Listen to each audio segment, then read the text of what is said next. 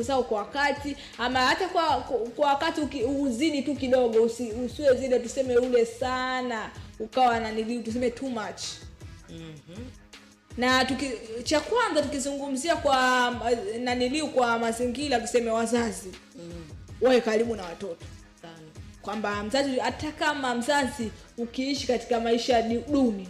lakini ukiwa karibu na mtoto na the way reality tunavomtreat vile mtoto anakuwa anajenga tuseme kuna mambo fulani pia anajenga katika moyo wake, kwamba wazazi wangu wanaishi maisha magumu, tuseme mzazi wangu anauza mboga za majani, lakini ile pesa ambayo anauza mboga za majani anahakikisha kwamba vitu vyote vya shule vinatimia. Shule naenda, nikirudi chakula hata kama nikikuta lazima, hata kama nikirudi kila siku siwezi kukosa chakula, lazima mzazi wangu anyekee chakula, hata kama kikiwa chakula kidogo atahakikisha mimi ananiachia na kula. Ile mtoto anakuwa anamjenga moyo kwamba mzazi wangu ananipambania. Ukiwa karibu na mtoto wako unamjenga misingi kwamba na unatambua kwamba mtoto wangu anatakiwa hivi kama mzazi, hata kama ukiwa na elimu ambayo tuseme leo kwamba hata kama wewe mwenyewe mzazi umekwamia njiani, umesoma pale aidha hujasoma au tuseme upo katika level ambayo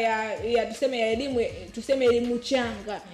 Unaweza wewe kwa namna moja ama nyingine tuseme kizazi chako kakipambania, mwisho wa siku akatimiza ndoto zake kwa wakati.